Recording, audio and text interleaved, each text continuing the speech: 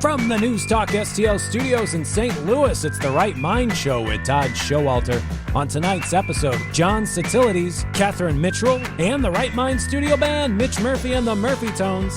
Now putting the fun in your dysfunctional world, here's your host, Todd Schowalter. Oh, boy, Joey. So is your family still talking? Because, you know, that Thanksgiving's over. I mean, you know what I try to do? I try to make a big family fight so I don't have to get anybody gifts. Gifts.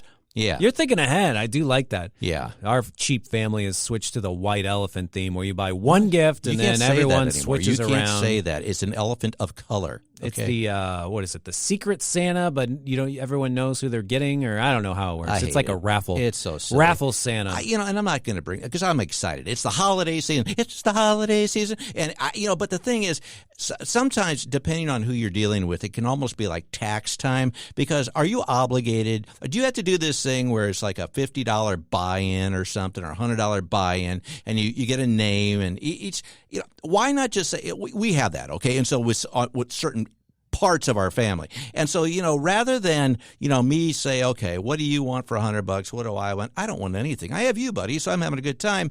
Why can't we just each keep our $100 and just call it even?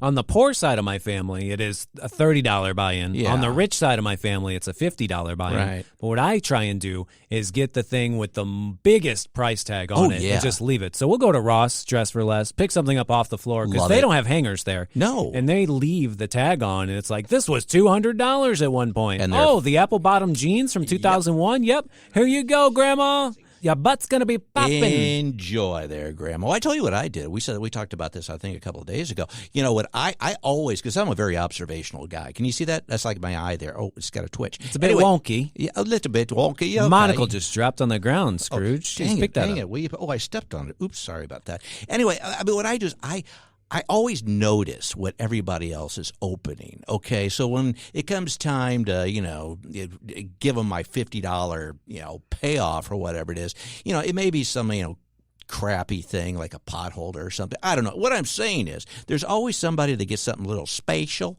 whether it's like a watch or something really that they really, really get excited about. Now, here's a little trick. I don't know if I told you this before, but about 24 hours after this person gets their special gift, and it works religiously, not in the church way, but just, regularly, that person forgets what they got, who they got what from who, okay? So what I do is like about a month later, I say, hey, how's that watch?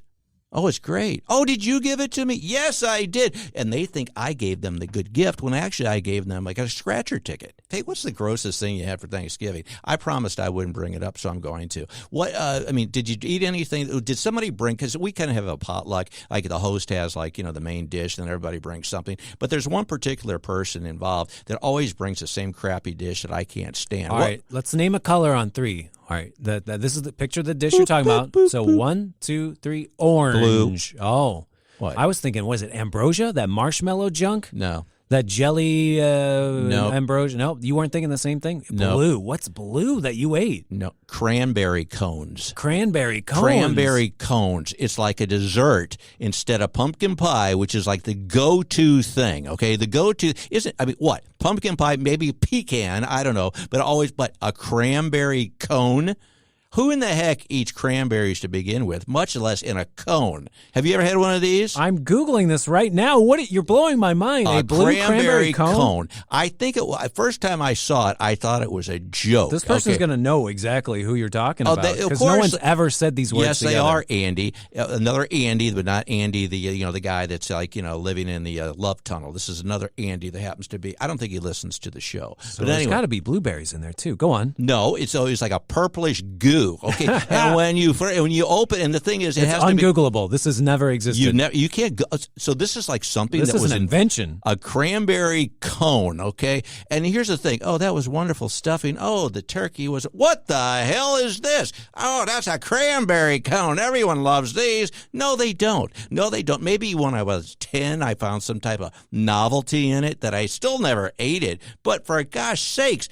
Years later, a cranberry cone. And then you get these people that come over to the house for the first time to meet everyone, and they're like enjoying everybody. They're enjoying the food. And then the cranberry cones come out, and they're just they're looking with this look of bewilderment, as they should. Now, what size is this cone? Is it a waffle cone? It's like a big sugar cone. Oh, my. It's a big sugar cone with a big glop of cranberries in it. And like, the presentation is horrible either, because then you're forced to hold it. You're forced to hold the cranberry cone, because if you lay it down on a dish, the cranberries fall out. And then this is Andy for you. Oh, I want you to try it. I tried something special this year. I go, did you? I bet, does the trash can like them just as much? And so then I don't even eat the dang thing. And maybe it would make more sense if it was like those little witch fingertips, the bugles. So you got little bugles. Yeah, I like bugles. And you put a tiny little scoop of this cranberry puke in it, and then you eat it like that, little finger foods. Oh, that would be an appetizer. But having an entire ice cream cone of this experiment, terrifying. A sugar cone with cranberries in it. Here's what I think. I think when this first started, I think the guy found out he was supposed to bring something.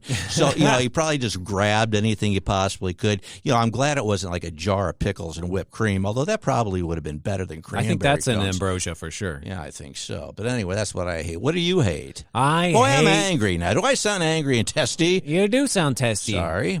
I hate when they have the green bean casserole. Oh, yeah. That's a disgusting food, and you got the little crunchies on top. And French onions. Yeah, quit trying to make green beans happen. You hide the green beans underneath something that maybe looks like a pie. Yeah. And then you take a bite like, oh, no, it's like cream of mushroom soup with green beans and onions. Yeah.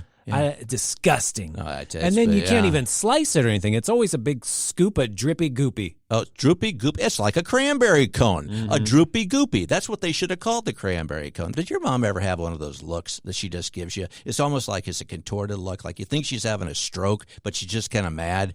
My mom was very devious. When I was grounded and I couldn't watch TV, she'd come home and put her hand on the back of the TV, see if it was warm. Like, I know you've been watching TV when you weren't supposed to. She's clever. Very clever. Didn't you do that, though, when you used to, fake it like you were sick so you could stay home from school? I'd always take my because it was the thermometer. At least, I said, don't stick it in the butt. I like it in my mouth. And they said, well, make sure you have the right one. That didn't sound right, did it? But anyway, they would stick the thermometer in my mouth when I wanted to stay home from school.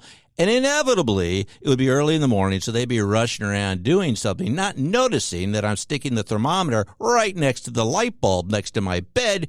And they'd come in, and I put it back in my mouth, which was scalding hot at this point. They say, oh, you got to stay home from school. You have a 1,200-degree temperature. Yeah, if you do it too quick, the mercury will just shoot out the top and break the glass, and then you have to stick that back in your mouth, and then you're bleeding everywhere. And that's another thing you can stay home from school. If you stick it in the pooper, though, like the mercury, if you get mercury in your pooper, that can make you even more sick, can't it? But I wasn't really sick. Did you used to fake it a lot that you were just wanted to stay home from school? No, I was a huge fan of school. That's where my friends were. I was a great student. I didn't have any friends. That's why you're my only friend. That's why I like coming in here. You never faked it. No. So get out of here. You didn't. You never. I used to, and then you watch The Price is Right and do all that. You didn't do any of that stuff. I mean, if I was going to do anything, I'd just get sick for real. I'd lick doorknobs and flagpoles, and then until I got a little cough. Yeah. Well, I fake it. Yeah, you're right. Well, I guess that's why you're the valedictorian. And were you the valedictorian? No, I would never want to be a part of that. That's good because you got to be smart to do that. And you know what's got to make not a smart? speech and oh no, I wouldn't do that. And all the speeches sound alike. Did you put up your Christmas lights?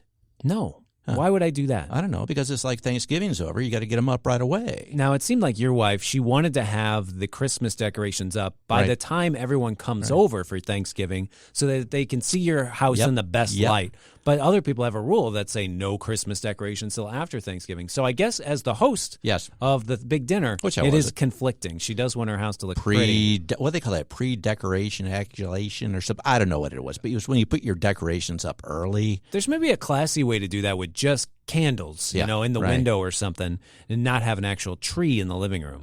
Yeah, you could do that. But mine, now I'm afraid of heights. Did I ever tell you that? Yeah. I'm afraid of falling from heights because that day we were on the cherry picker, I was although we can't call it a cherry picker. What was that thing? It was a jib. Yeah, it doesn't matter. Boom anyway, jib. all of my outdoor Christmas lights are only belly high because I can't get on a ladder, so I only put them up as high as I can reach, which sometimes is only my stomach. Yeah, just the what is it? The topiaries right in front there, the bushes. You just throw out that net. Yeah, That I do always that. looks terrible. People think Yeah. the Christmas lights with the net, this will save time. Then you see how uniform and ugly they are. Uniform? Like, never do the net lights The net, on the bush. Yeah. Do you have a real tree or a fake tree? I don't have any. I don't care about trees. So I have a bookshelf, which is made of wood, and then I wrap the Christmas lights around the bookshelf. Around the book? I do like that. Cats will try and attack the tree. So That's what I was going to ask. I was going to ask. The cats, Ed the cat, he actually gets in the tree.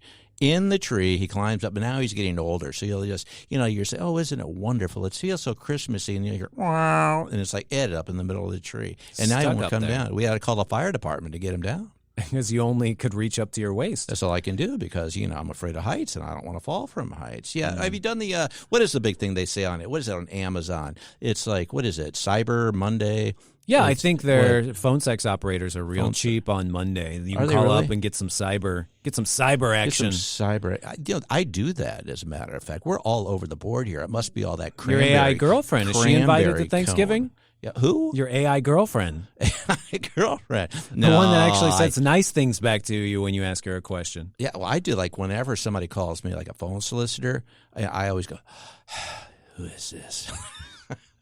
And they say, hello, I am calling to see about you. Yeah, you are, baby. If you want some money, I think we got to come to an agreement first. Speaking of money, AT&T. What? Yeah. Speaking of money, I did have to get a hotel room for the trip for Thanksgiving to go to Indiana. Okay. And I was trying to decide, is my girl a 2-star girl or a 3-star girl? Definitely not 4 or 5. So I was looking at the prices. I was comparing them back and forth. 2-star hotels, I would have saved $50. But I was like, my baby is worth 3 stars. But I'm not going to pull the trigger yet. Yeah. So every day I would check twice a day for the prices, and they fluctuate. The Priceline is a fickle lady. Yeah, they are. And then finally, they sent me a Black Friday coupon, and you can't say that. I pulled the trigger, and bam, $160 for 2 nights at a Holiday Inn. And you know what that means? Free breakfast. Free breakfast. Yeah, I'm sorry, I beat you to the punch. I shouldn't do that. Can we just start all over and you can slap I'm going to me bring you silly? some back. Really? I'm going to get a little Tupperware and bring you some eggs from 3 days ago at the free breakfast. Just the condiments, please, because I like the condiments, like the jelly stuff, kind of like the cranberry cone. They have all that stuff. I told you about the Holiday Express when we traveled, didn't I? Mm-hmm. Yeah, because I'm not a big breakfast guy, but I feel like I'm entitled. Put a box of cereal in your pocket and save it for later. I grab the muffins and I grab if they have scrambled eggs, which they usually don't, I put them in my wife's purse. And it's just, because I feel, look, I paid for this. And my wife will say, who I can't bring up on the show, and I just did, you don't like breakfast. What are you doing, Lee? I paid for it. I'm taking it. But it's going to be a great show when you come back. Hey, in the meantime, I'm Todd Schowalter, along with my bestest buddy, Joey V. You're listening to The Right Mind Show. We'll be right back. Coming up next on The Right Mind Show with Todd Schowalter, John Sitilides, geopolitical strategy specialist. Are you like me and you like great books? Well, I found a place that has a lot of great books. A traditional publisher right up in Macon County, Deep Read Press. DeepReadPress.com, that's the website to find out exactly what they have. And again, they got traditional books. They are a traditional publisher. Deep Read Press does a lot of things that I particularly like, and most of them has to do with great books. So if you're looking for a publisher to publish, or if you're just looking for a place to find a lot of great books, it's Deep Read Press at DeepReadPress.com. Welcome back to The Right Mind Show with Todd Schowalter on NewsTalkSTL. And now a man who doesn't drink on Thanksgiving, but he doesn't mind getting a little sauced, Todd Schowalter. Now we're back. I'm Todd Schowalter, along with my buddy Joey V. And on the line now is John Sitilides. Did I say your name right, John? Is how you say it? Sitilides. You said it perfectly, Todd. Thank you. Well, you're a geopolitical strategy specialist, and that's a big mouthful right there. But just jump into it. Tell us about yourself and what you do. Essentially, I provide open source intelligence to my clients, mostly in finance and industrial leadership positions in North America, on many of the challenges that face the American economy, the American military, and our overall national well-being in Asia, in the Middle East, in Europe, and with a number of critical functional markets like energy, Todd. And especially with the disorder that we've seen around the world in the last half decade, this is an area that's become very high demand, high stakes, and high value throughout the country. And increasingly, we're seeing even with our fellow allies in Asia and in Europe. Yeah, well, I mean, you said the last half decade, so that covers what I was going to bring up. I mean, things have not gone well, to put it lightly, during the Biden administration. And from a foreign policy standpoint, how do you think things are going to change now that we have the good guy back in, or coming in, I should say? I see significant changes in almost every major arena of international engagement. And we can talk about Europe first and the Ukraine war, especially now that there is apparently a leak. I don't know how credible it is about Trump's plan to engage Putin and Zelensky to bring about a ceasefire to Ukraine. Certainly in terms of our relationship with China, the single most important relationship the United States will have in the years to come. And of course, with the opportunity to hopefully try to constrain the expansion of the Middle East and to prevent a wider war that could draw in the U.S. against Iran directly. Yeah, well, I mean, what is it that you think? I mean, it seems to me what we have going now. You don't have. It doesn't seem like they're even trying. I mean, when you try to, you have Trump coming out saying how he could have this all done within a phone call or something like that. If it's that, I'm not saying easy, and he does, obviously carry a lot more weight. But why do you think we're in the situation now? Is there anything nefarious going on? Is there a reason why all these, hostile areas have popped up and nothing's been resolved? Why that couldn't have been done like Trump says he's going to do in a phone call? My concern, Todd, has been that under the last 4 years, we've largely seen the elimination of American deterrence on the world stage, sending signals to foes and adversaries that it will be far riskier and more painful for them to undertake activities against other countries or against the U.S. or our allies and assets and partners than would otherwise be the case.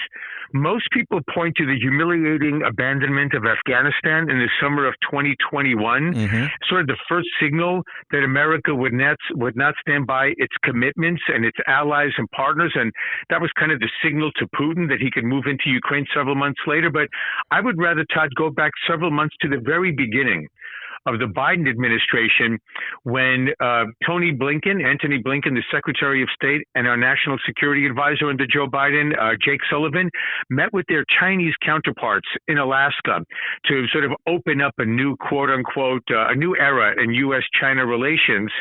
And they got a drumming, beating down, rhetorical torrent from their Chinese counterparts about how America had no standing to offer any type of lecture or lessons to China, that we were a racist country that was decaying from within and the like. And they did not get a very strong retort or response from Blinken or from Sullivan. And I think that sent a diplomatic signal to China that we would be willing to be far more accommodating and not willing to push back against Chinese belligerence, rhetorical or otherwise. That was then followed several months later by the humiliation in Afghanistan. And then, of course, when Joe Biden said in December of 2021 that a minor Russian incursion into Ukraine would not draw any major U.S. response, these were all signals to Russia, to China, and to our adversaries that we were withdrawing from the international arena in terms of our military deterrence capabilities, and that we were opening the pathway for our adversaries to undertake far more belligerent operations against their neighbors. Yeah, I totally agree. In fact, I'll be honest with you. One of the biggest things that I'm most excited about with the Trump win is that I sincerely believe that if Kamala Harris was able to pull this off, and I'm not trying to be overly dramatic, but I think there would have been World War III. I mean, I think that weakness would have gone on. I think that there would be more. I think Putin would have gotten a lot more aggressive. I don't know what China would have done with Taiwan. I mean, I think it could really have everything could have fallen out of place. And I seriously, I'm a father. I breathed a sigh of relief thinking, maybe we have avoided something like that. But what are your thoughts? Well, Todd, I'm also a father of 4 young men, and so I'm very concerned about the future. And I think almost all Americans, I'd like to think, want us to see a world that is more at peace, more prosperous, and focused on things that we want to pass on to the next generation, to our children and our grandchildren. I don't know if the World War III concerns were somewhat over dramatic, although we could get there if we do see a crisis between China and Taiwan. And I think we need to be very careful. And this is where I give President-elect Trump great credit. He's made very clear he has no intention of drawing China into a war over Taiwan, especially because Taiwan does not seem to be ready to defend itself yet against a colossal Chinese military and economy. Mm-hmm. And Joe Biden, you'll recall 3 times when asked by reporters if the U.S. would automatically and immediately come to Taiwan's defense in the event of a Chinese invasion, said, yes, we would. That was a violation of our long-standing understanding with the People's Republic of China that our position is no unilateral declaration of independence.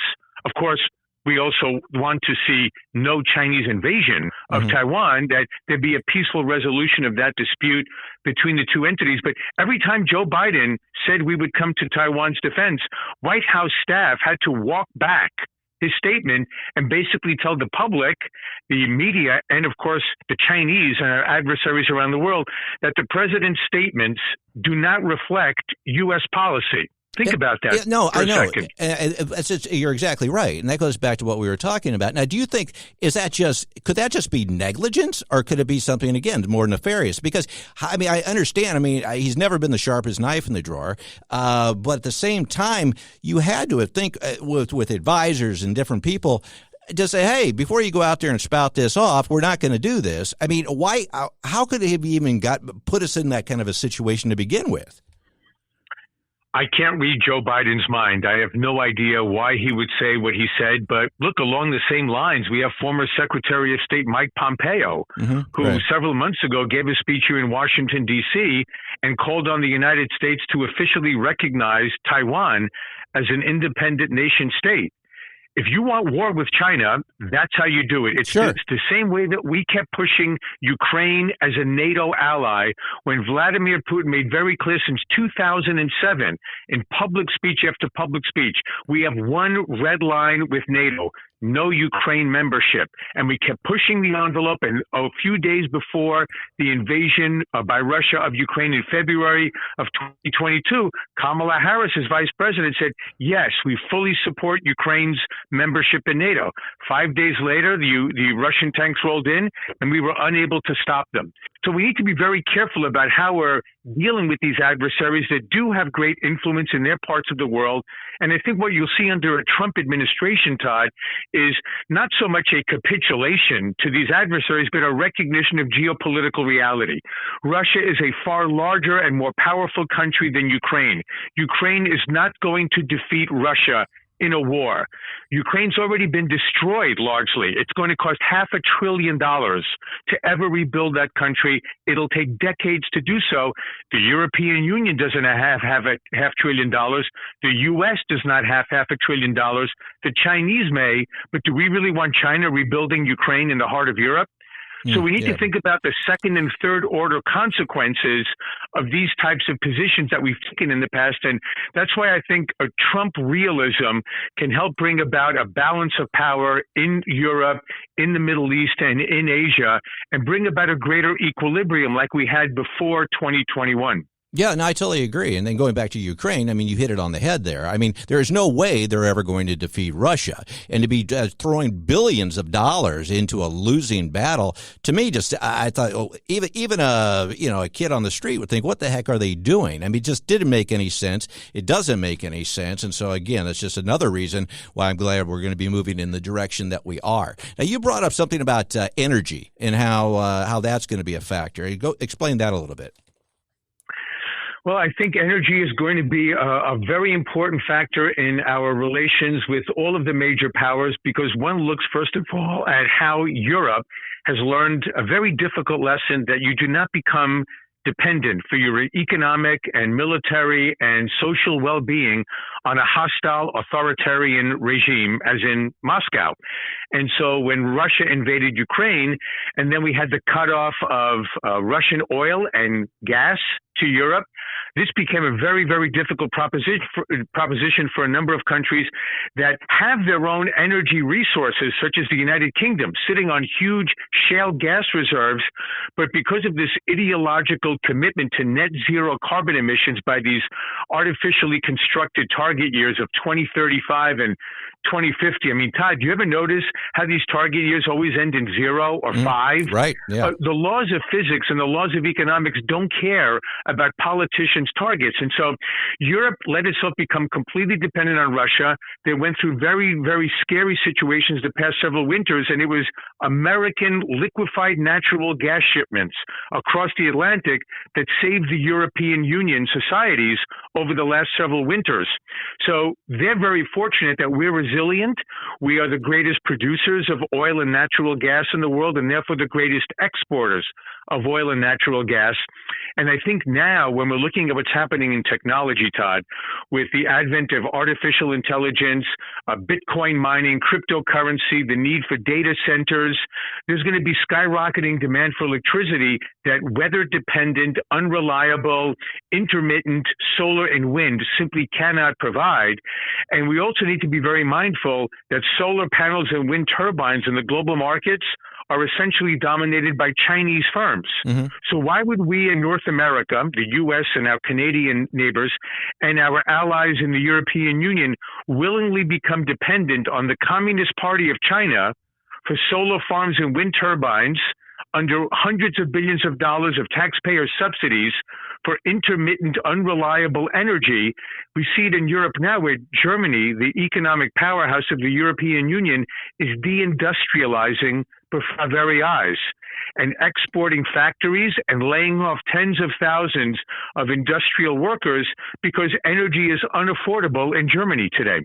Yeah, and going even back to a lot of that, I mean, one of the first things that Trump did in his speech the other night is he said we're going to be the party of common sense. I think going back to all of this green, I'm all for.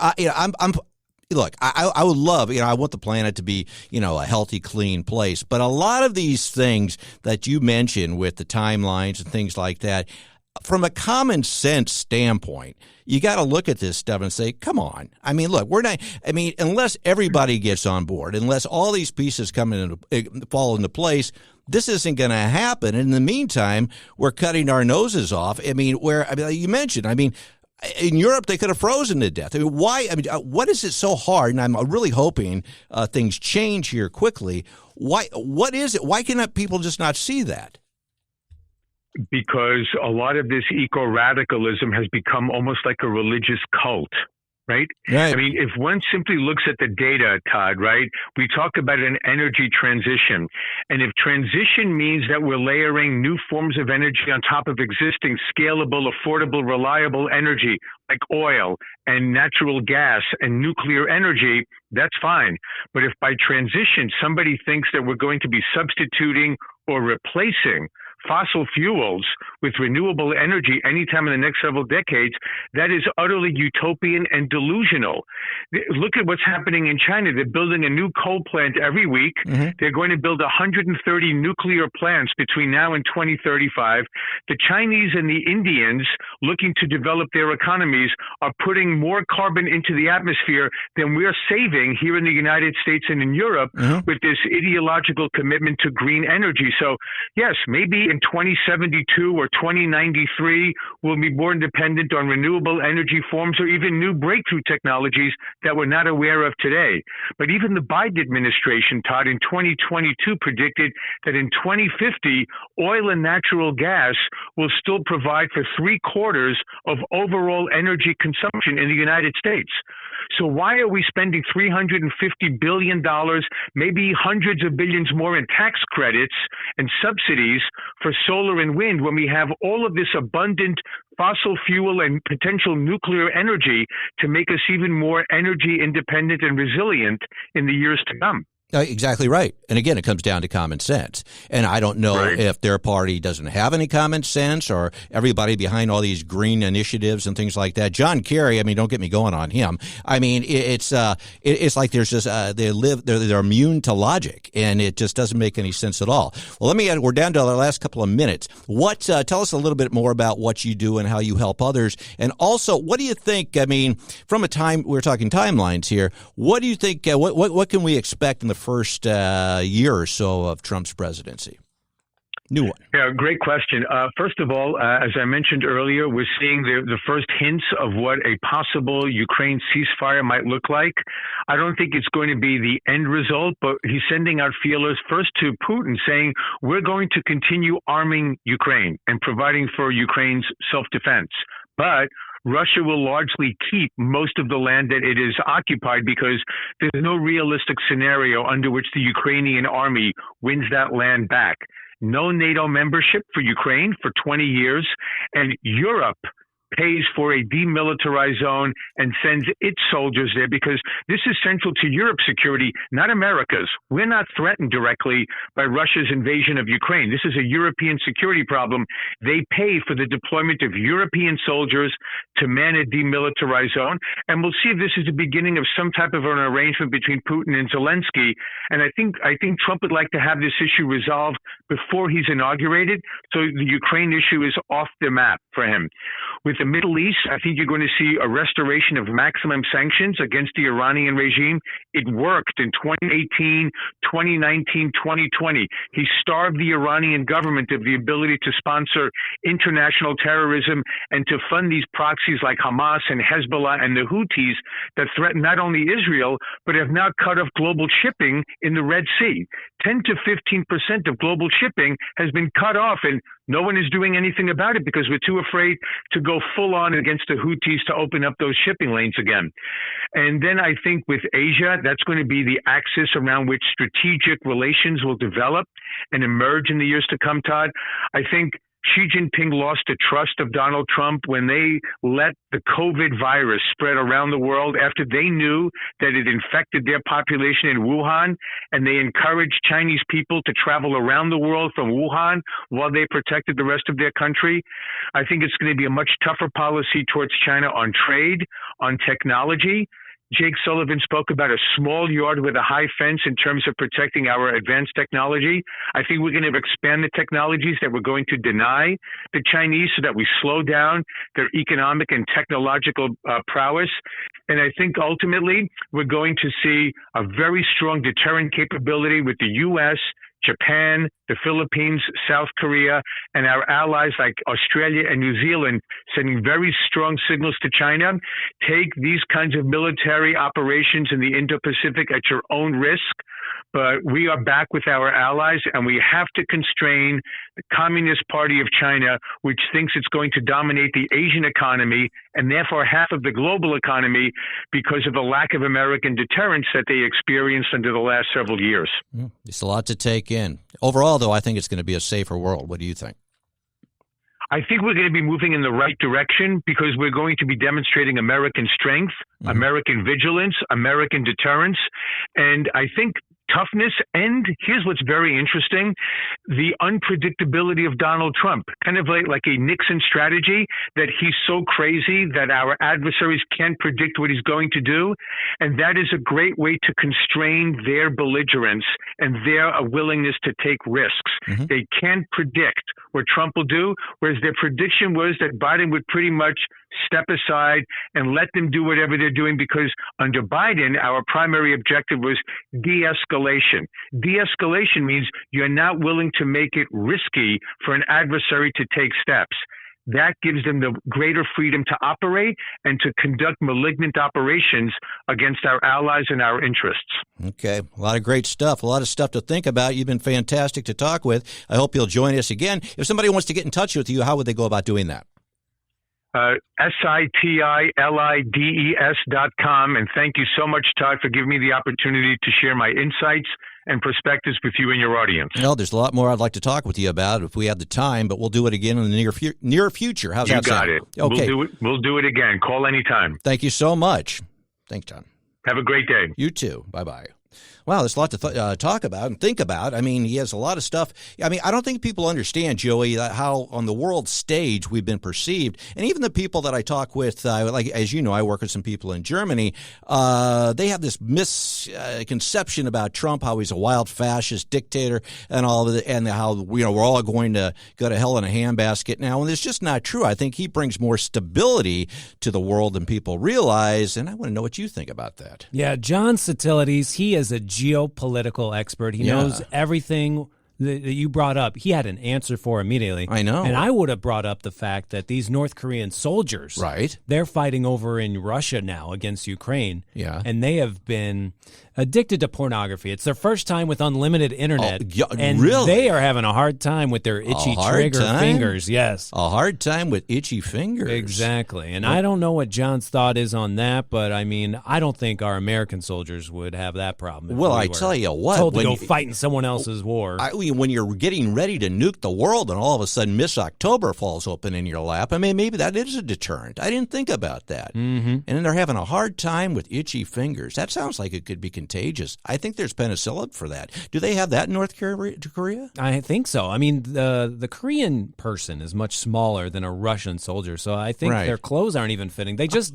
aren't looking like good professional soldiers. Do you ever buy any Chinese clothes over the internet? I mean, like Amazon. Like, I've done that. Okay, and for some, they must all be like midgets, because you know how I love midgets, because I always have to buy my apparel from China. I mean, it's from Amazon, but you know they're getting it from China, like about 3 or 4 or 5 or 6 sizes too big, just so that it'll fit. So I'm actually the shirt I'm wearing is a double XXXXXXX.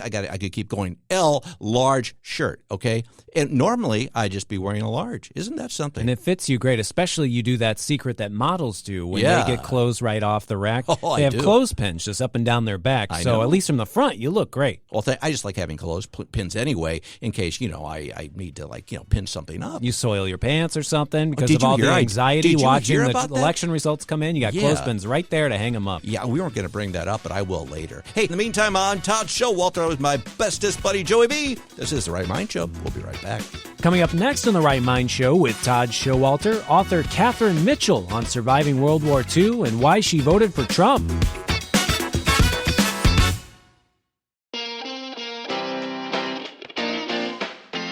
Welcome back to The Right Mind Show with Todd Schowalter on NewsTalkSTL. And now a man who used to be addicted to leftovers, but then decided to quit cold turkey, Todd Schowalter.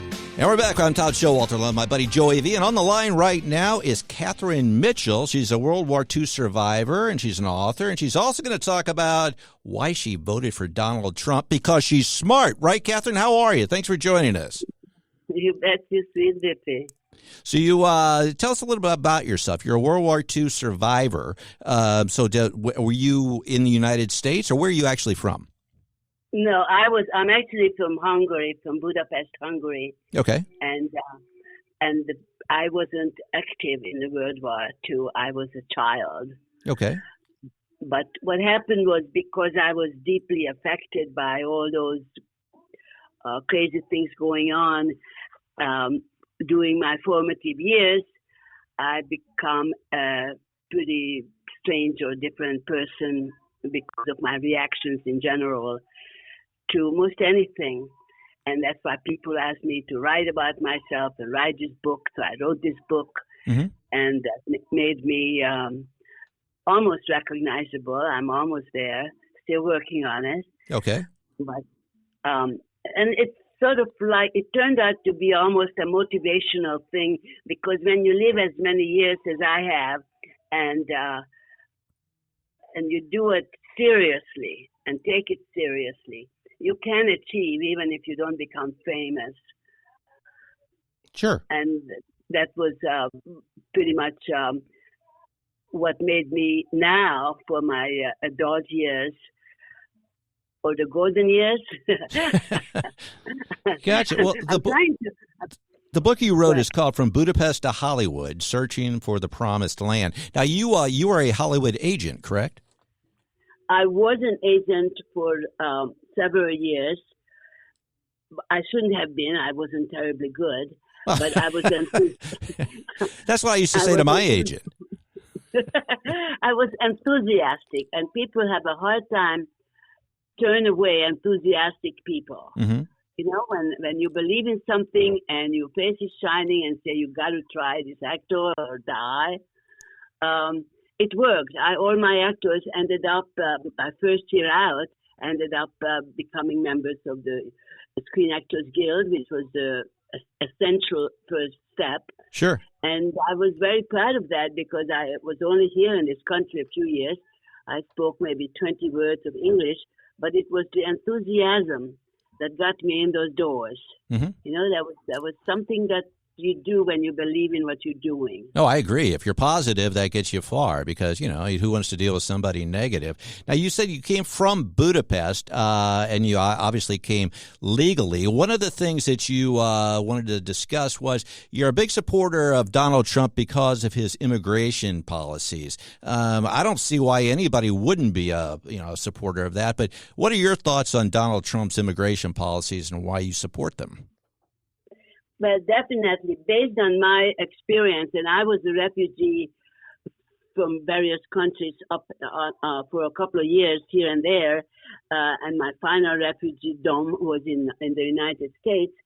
But I waited my turn, and my mother and I struggled through the refugee camps, which are not fun, especially for a woman. You know, the behavior of men in places like that is quite animalistic.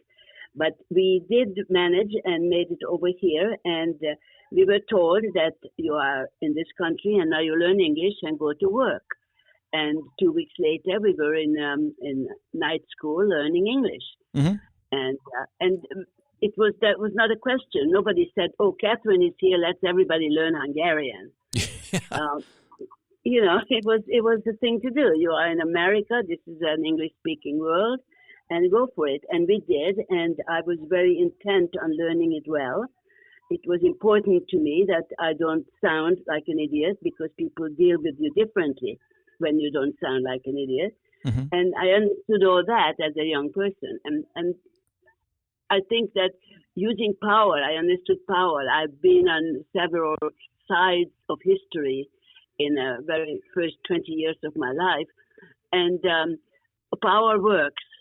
And power should scare people, and people who are scared should do what they are told. Mm-hmm. It's not a question of freedom.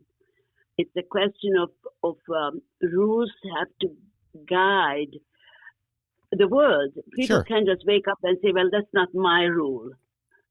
No, It's rules. I totally agree. And one of the things, too, I mean, I know other people, too, like yourself, that went through the proper channels, did everything that it's not an easy process to become a citizen. And it's no even surprise what they're doing by letting all the illegals come into the United States. They're basically hoping for to get Democrat voters. And I'm sure a lot of them even voted in the last election illegally. But as a person that actually went through the proper channels, that's got to kind of make you angry, doesn't it? That you just see these people walk right across the border, get debit cards, get put up in the hotels, and when it's obvious what they're doing. I mean, didn't that kind of tick you off a little bit? Well, I'm paying for it. Of course, Yes. Yes. I have to have an argument about Social Security maybe dying or Medicare maybe dying. I have to worry about my next year, should I be around. And they are getting all this stuff. And no, it was almost like in your face. Yeah. It is just not right, and they should be punished. And that's my old school I come from. When you do the wrong thing, you get punished. And the military shouldn't shoot them. I don't want to go that far, but the military shouldn't get them out of here. No, I agree. Scare them. I totally agree. Scare them. I think fear. Yeah, go ahead. No, go ahead. I think fear is a very good element that can be handled. Well, yeah, you look at this administration, which I've made no bones about. I mean, I think this is the most corrupt presidential administration in history. You would know, history better than I do. Can you remember any other time, even going back to World War II, when we've had a president that's as inept and controlled and just, I just think corrupt as we have right now? Well, no, the corruption that ever did come in history was over money and over, political corruption. It wasn't human type corruption. But I know, and to this day, when I say to somebody, I came to this country, it was a Republican country, it was a warmongering country, and the world was afraid of the United States, and there was peace. It's just that simple. The world is afraid of Trump. They have no idea what he's going to do next. And I know that running a country should be run like a business. And regardless of whatever lawsuits and all that's going on, that's idiotic still. A well-run business is successful. No, I agree. Money is made, and that's where people are happy, and we go dancing into the forest and have fun. Well, even going back to your time and your situations with Hollywood right now, we've got. To me, I don't understand. I'm obviously a huge Donald Trump supporter. To me, I don't understand why you still have, especially people like in Hollywood and these liberal so-called elites. Why would you not want somebody to come in that's going to make America great? To me, it's just illogical that they would. And even now, you still have people pouting and say they're going to leave the United States. Is it just so backwards now that that they're selfish? Is it selfishness? Is it just a lack of common sense? Why do you think people in Hollywood, aside from having a lot more money than I have, why do you think they just can't see that this is such a better thing? It's not. Everybody doesn't have a lot more money. Hollywood is a mirage. Oh, I know. I used to work in Hollywood, so I know what you mean. I was broke as can be. Yeah. Yes. So why some of these big guys don't want to mingle and work with the Trump thing, I don't know. To me, somebody, I can't think of his name. What's the guy in Switzerland with the beautiful wife? Is a celebrity? Yes. The one that said, no, we can't have the Biden anymore. We have to get somebody else. George Clooney. Oh, you mean George Clooney? Clooney. Yeah, okay. Clooney, yeah. Where does he come up saying that he has a political anything? Right. He don't know politics. Actors, basically, in my thinking, and I've been an agent, and they're not smart people. No. With a good script, they are brilliant because they're talented. Without a good script, the biggest talent cannot make a successful film. Right. So basically, they have to be told what to do, and then they'll do it well. So that's, in my thinking, very small percentage of actors have the wherewithal, brain-wise, to really be the self-starters. I agree. Like I said, I worked in the industry for quite some time, and you're right. Some of the most simple-minded people I know are actors, and it's aside from along with their ego and everything else, I can usually tell a low IQ by a high ego. And the thing is, that's what you have, and I think just because they have an apple box to stand on and scream their whatever they think, that because they're loud, they think that they're making a difference when they're really not, and it's just quite fascinating. But them aside, they're all moving out of the country, from what I understand. So it's going to be more opportunities for the up and comers, right? And you, maybe you, Katherine, can assign some new talent now that they're all moving overseas and making it a better place for all of us. That said, we got about a minute left. Are you optimistic now? Are you optimistic about the future? Oh, he's going to do it. And I like that he's picking regular people who are basically brainy to do the cabinet instead of politicians.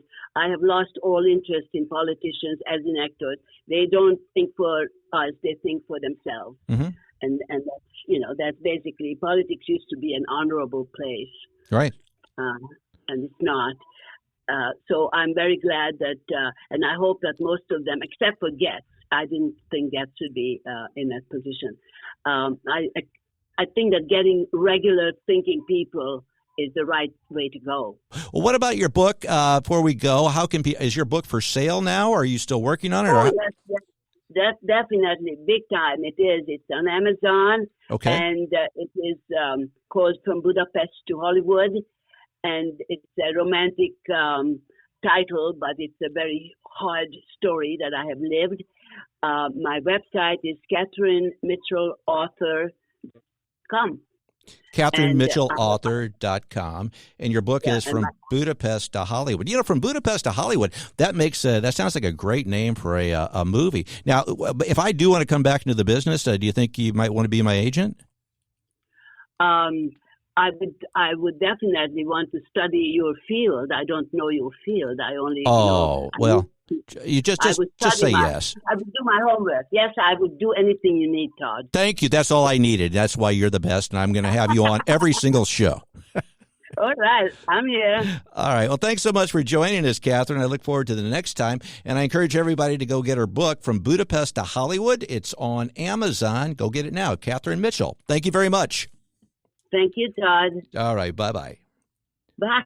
Hey, you had a good time today? I did have a good time. I saw this film recently about these two cousins that go through Poland. It's called The Real Pain, and they're traveling through where their grandma lived, and they're experiencing a Holocaust camp along the way. It is a comedy, but they go through a Holocaust camp. Holocaust and comedy. we were speaking with our guest there, a World War II survivor, and it made me think of that movie because I haven't experienced any struggle, any pain. Well, you're with me. That's a struggle. Yeah, but not on the same level as what people in Europe were experiencing in World War II. And that is true. We just have a great life, and I feel lucky to be with you, and that's what I'm thankful for. Well, gosh darn it, I feel the same. I'm thankful for you too, my friend. I'm thankful that I get to be with you every week, and it's something I look forward to. Well, in all sincerity, I feel the same way. I've said many times I look forward to doing, that's a highlight of my week, is doing my show with you, and I do a lot of, crazy things. So this being the highlight is a pretty big highlight, and as you said, not only are you my partner on the radio, you're my good friend, and I'm thankful for you, my friend. We hugged very recently. Wait a minute, come on knows. over, bring it in, Oh, not that tight. Ow, yeah, I think you broke my rib. That L4 wasn't really needed. That's a dummy bone. No, I don't have to go to the chiropractor now. Oh, you saved me time. Thank you. Can you walk on my back next? Of course, I got the rollerblades in the trunk. Fantastic. I was hoping you would. Well, I guess that's going to do it for us. I guess we should sign off. Does Mitch want to do anything? No, I don't think so. Let's just go. And like I always say, if you don't have a right mind, you don't have a mind at all. This is Todd Schowalter along with my bestest buddy Joey V. This is The Right Mind Show. We'll see you next time. Thanks for tuning in to The Right Mind Show with Todd Schowalter. To find out about all things Todd, go to StudioTodd.com. We will see you next Saturday night at 5 p.m. right here on 101.9, 94.1 News Talk STL, and always streaming online at NewsTalkSTL.com.